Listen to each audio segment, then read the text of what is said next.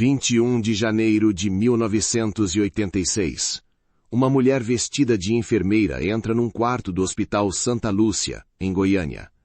Ela sorri, pega o recém-nascido nos braços e diz que vai levá-lo para exames de rotina. Maria Auxiliadora entrega o filho.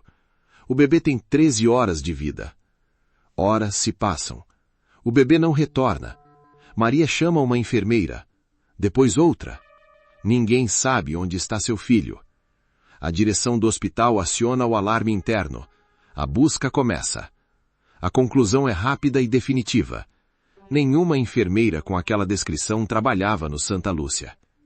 O bebê havia sido batizado Pedro Rosalino Brauli Pinto, filho de Maria Auxiliadora e Jairo Brauli Pinto, um casal de classe média de Goiânia. O caso é registrado como sequestro. A Polícia Civil de Goiás inicia as investigações. A mulher de branco havia planejado o sequestro. Ela sabia que Maria estava grávida. Sabia o hospital. Sabia o andar. A farda de enfermeira era apenas um disfarce. As investigações não avançam. Meses passam. Depois anos. Pedro Rosalino cresce em outro lar, com outro nome, sem saber quem é. Maria e Jairo não param de procurar. Em 2002, 16 anos depois do sequestro, uma mensagem anônima chega pela internet. O remetente diz saber onde está Pedrinho. O nome apontado é Aparecida Fernanda Ribeiro da Silva, 16 anos, filha adotiva de uma mulher chamada Vilma Martins Costa. Uma mulher entrou num hospital em 1986, pegou um bebê e desapareceu. 16 anos depois, alguém decidiu falar. A questão agora é, o que aconteceu entre esses dois momentos e quem era de fato a enfermeira de branco? Maria Auxiliadora e Jairo Brauli Pinto deixam o hospital sem o filho. Nos dias seguintes, percorrem delegacias, cartórios e hospitais de Brasília à procura de qualquer informação sobre o bebê ou sobre a mulher que se apresentou como enfermeira. A Polícia Civil do Distrito Federal registra o caso formalmente. O inquérito aponta para uma autora desconhecida. Nenhuma testemunha consegue fornecer um nome ou endereço concreto. Enquanto isso, Vilma Martins Costa chega a Goiânia com o bebê. Ela registra a criança no cartório como filho biológico seu e de seu marido. O nome no documento, Pedro. Vilma e o marido se estabelecem num bairro de classe média alta em Goiânia. Ela trabalha como empresária. A família tem carro, casa própria e frequenta clubes sociais da cidade. Em Brasília, Maria Auxiliadora não abandona a busca. Entre 1986 e 1990, ela envia cartas a programas de televisão e rádio pedindo informações. Nenhum retorno concreto chega. Pedrinho cresce em Goiânia sem qualquer conhecimento sobre sua origem. Frequenta escolas particulares. Aos 10 anos, integra equipes esportivas do clube da família. Em 1995, Maria Auxiliadora procura o programa Linha Direta, da TV Globo. O caso de Pedro Rosalino Brauli Pinto é incluído numa lista de espera. A exibição demora mais 7 anos para acontecer. Vilma mantém a narrativa da maternidade biológica ao longo de toda a infância de Pedrinho. Parentes e amigos da família nunca questionam a história. Ela é vista como mãe dedicada. Pedrinho tem 16 anos quando Gabriela, neta do marido de Vilma, passa a frequentar a casa da família. Ela observa as fotos antigas expostas nas paredes da sala. Gabriela percebe que Pedrinho não apresenta nenhuma semelhança física com Vilma, nem com o restante da família. A cor da pele, o formato do rosto, os traços, nada coincide. Ela começa a fazer perguntas discretas. As respostas de Vilma às perguntas de Gabriela são vagas e mudam de uma conversa para outra. Em uma ocasião, ela diz que o parto foi em Brasília. Em outra, menciona Goiânia. As datas também não batem. Gabriela decide agir. Ela acessa a internet e começa a pesquisar casos de sequestro de bebês no Brasil. em poucas horas, encontra referências ao desaparecimento de Pedro Rosalino Brauli Pinto, ocorrido em Brasília em janeiro de 1986. Em 2002, Gabriela acessa sites brasileiros de crianças desaparecidas. Um deles exibe a foto de um bebê sequestrado em Brasília em 1986. O site descreve o sequestro.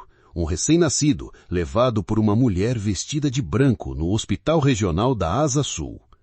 A data é 21 de janeiro de 1986. Gabriela compara as datas. Pedrinho nasceu em janeiro de 1986. Vilma nunca apresentou certidão de nascimento do Hospital de Goiânia. Gabriela não confronta Vilma. Em vez disso, envia uma denúncia anônima à Polícia Civil de Goiânia. A mensagem chega em março de 2002. A Polícia Civil de Goiânia abre inquérito. O delegado responsável solicita imediatamente os registros do caso de 1986 ao Distrito Federal. Os investigadores cruzam os dados de Vilma Martins Costa com registros criminais. O resultado é inesperado. Vilma já tinha sido investigada antes. Em 1979, Vilma Martins Costa havia sequestrado outra criança, Aparecida Fernanda Ribeiro da Silva, levada recém-nascida de um hospital em Minas Gerais. Vilma a criou como filha biológica durante 23 anos. Aparecida Fernanda tinha 23 anos em 2002. Ela desconhecia completamente sua origem. A polícia precisou notificá-la pessoalmente. A investigação confirma um padrão. Vilma Martins Costa sequestrou 2 crianças em 2 estados diferentes com 7 anos de intervalo. Em ambos os casos, ela se passou por funcionária hospitalar. A polícia intima Pedrinho e Vilma para a coleta de material genético. Vilma resiste. Pedrinho, sem entender o que está acontecendo, concorda com o exame. O Instituto de Criminalística de Goiás processa as amostras. O DNA de Pedrinho é comparado ao de Maria Auxiliadora e Jairo Brauli Pinto. O laudo chega em abril de 2002. A compatibilidade genética é de 99,99%. Pedro Rosalino Brauli Pinto é filho biológico de Maria Auxiliadora e Jairo. 16 anos após o sequestro, a identidade de Pedrinho está provada. O resultado do exame de DNA chega em abril de 2002. A compatibilidade genética entre Pedrinho e Maria Auxiliadora é de 99,99%. Pedro Rosalino Braulio Pinto tem 16 anos e acaba de descobrir que toda a sua vida foi construída sobre um crime. Pedrinho é informado pelos investigadores antes do reencontro. Ele não conhece Maria Auxiliadora. Não sabe nada sobre Brasília, sobre o Hospital Regional da Asa Sul, sobre o bebê roubado em 1986. A família que ele conhece é a única que ele teve. Em maio de 2002, Maria Auxiliadora viaja de Brasília a Goiânia. Ela e Pedrinho se encontram pela primeira vez desde o dia de seu nascimento, 16 anos antes. Jairo Braulio Pinto também está presente. O reencontro acontece em uma sala da delegacia, diante de policiais e de câmeras de televisão. Pedrinho não volta imediatamente para Brasília. A crise de identidade é imediata e documentada pela imprensa. Ele declara em entrevistas que não sabe quem é. A família biológica é de estranhos. A mulher que o criou é uma criminosa. Ele tem 16 anos. Vilma Martins Costa é presa em maio de 2002. A prisão acontece em Goiânia. As investigações já haviam confirmado os 2 sequestros, o de Pedrinho em 1986 e o de Aparecida Fernanda em 1979. Ela é indiciada por ambos os crimes. O julgamento de Vilma Martins Costa ocorre em Goiás.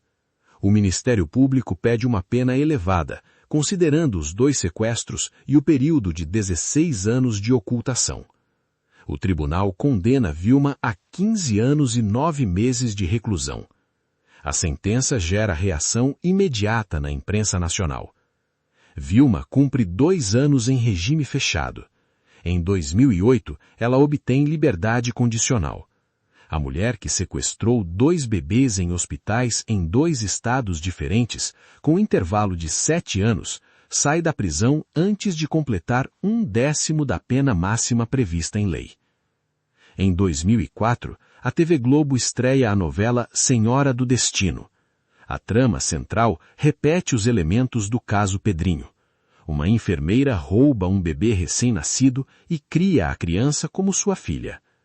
A novela é assistida por dezenas de milhões de brasileiros. O caso entra definitivamente na memória coletiva do país. Pedrinho constrói sua vida em Brasília ao lado da família biológica. Ele cursa direito e se forma advogado. Em entrevistas posteriores, afirma que o processo foi longo e que a reconstrução de identidade levou anos. Ele tem hoje uma carreira estabelecida. Pedrinho encontrou sua verdadeira família e construiu uma carreira respeitável.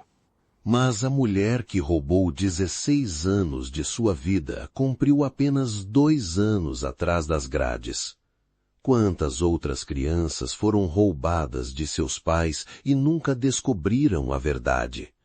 E o que diz sobre nossa sociedade quando o crime de roubar uma vida inteira é punido com tão pouco?